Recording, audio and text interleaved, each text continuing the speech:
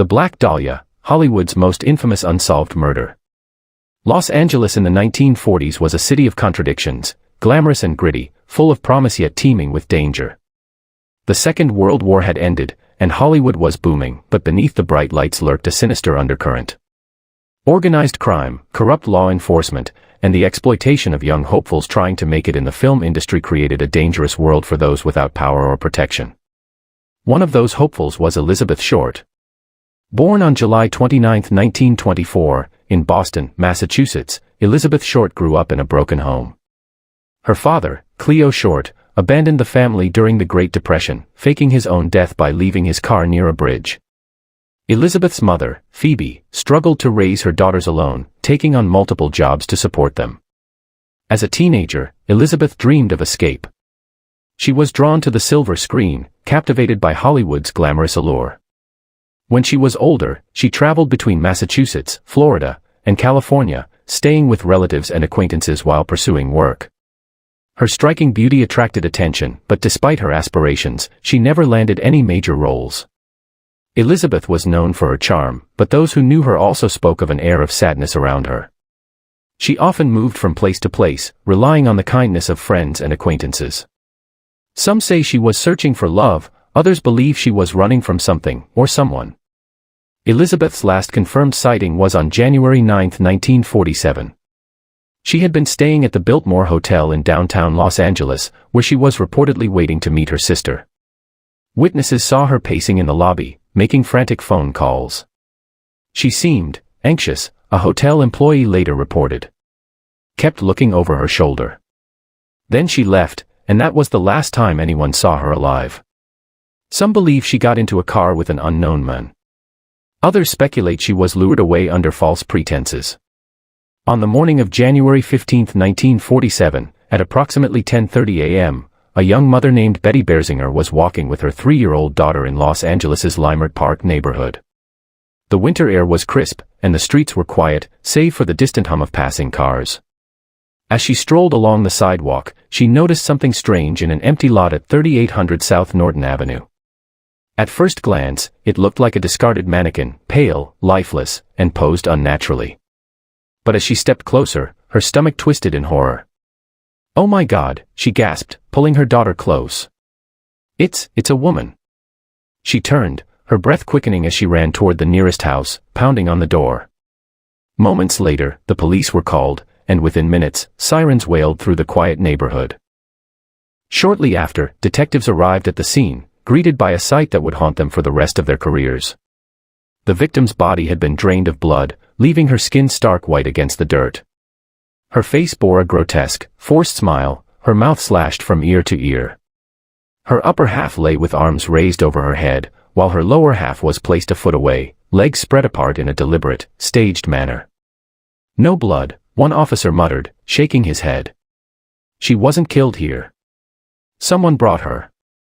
The body was later identified as 22-year-old Elizabeth Short, an aspiring actress with dreams of making it big in Hollywood. Born on July 29, 1924, in Boston, Massachusetts, Short had moved to California in search of fame. But instead of success, she found herself drifting, staying with acquaintances, struggling financially, and often seen in the company of different men. She was always talking about the movies, a friend recalled. Like she was just one break away. But lately, she was scared. Said someone was following her. Short's last confirmed sighting was on January 9, 1947. She had been dropped off at the Biltmore Hotel in downtown Los Angeles, supposedly to meet her sister. Witnesses saw her pacing in the lobby, making frantic phone calls. She seemed anxious, a hotel employee later reported. Kept looking over her shoulder. Then she left, and that was the last time anyone saw her alive. The murder quickly became front-page news. The press, eager for a sensational angle, dubbed her the Black Dahlia, a dark twist on the 1946 film The Blue Dahlia and her rumored penchant for black clothing. Newspapers spun lurid tales, painting Short as a femme fatale. Reporters swarmed the crime scene before detectives could secure it, trampling potential evidence. The Los Angeles Examiner even tricked Short's mother into revealing personal details by falsely claiming Elizabeth had won a beauty contest, only to drop the devastating truth on her afterward. The LAPD launched an exhaustive investigation, with the FBI stepping in to assist. Hundreds of suspects were questioned, dozens of confessions were given, most proven false. One theory stood out: the killer had medical knowledge, as the bisection of her body was performed with precision. A doctor, maybe, one detective mused, flipping through case files. Someone who knows anatomy. Then came the letters. A series of taunting notes, allegedly from the killer, arrived at newspaper offices. One included personal belongings of Short, her birth certificate, photos, an address book with missing pages. "Here is Dahlia's belongings," the letter read. "Had fun with her. Catch me if you can." Handwriting analysis was inconclusive. The trail grew colder. Over the decades, theories have emerged. One of the most compelling suspects was Dr. George Hodel, a wealthy physician with a dark past. In 1949, Hodel was arrested for the sexual assault of his own daughter. Police had already suspected him in Short's murder, and wiretaps in his home captured a chilling remark. "Supposin' I did kill the Black Dahlia. They couldn't prove it now. They can't talk to my secretary anymore because she's dead." Not long after, Hodel fled to the Philippines, where he remained for decades. His son, Steve Hodel, a former LAPD detective, later claimed to have uncovered new evidence linking his father to the crime. He knew her, Steve said in an interview years later. And the handwriting on those letters? It matches his. Some believe Short was killed by a sadistic drifter, while others suspect powerful figures in Hollywood may have been involved. Some theories suggest she was the victim of an underground ritualistic killing, her gruesome death meant to send a message or fulfill a dark obsession. Questions linger: was she killed by a jealous lover? A rejected suitor? Was her death linked to the corrupt underbelly of Hollywood, where aspiring actresses were used and discarded? One eerie myth claims that Elizabeth's spirit haunts the Biltmore Hotel, where she was last seen alive. Guests have reported seeing a woman in black wandering the halls, vanishing before their eyes. Others say her whispers can be heard in the empty lot where she was found, a restless soul forever searching for justice.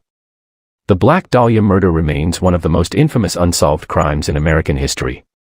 Detectives who worked the case have long since passed. Witnesses have vanished. Evidence has eroded with time. Yet the fascination endures, an unsolvable puzzle, a ghostly whisper of Hollywood's darkest secrets. And somewhere, buried in the shadows of the city, the truth still lingers. Thanks so much for watching. If you enjoyed this video, don't forget to like, comment, and subscribe for more awesome content.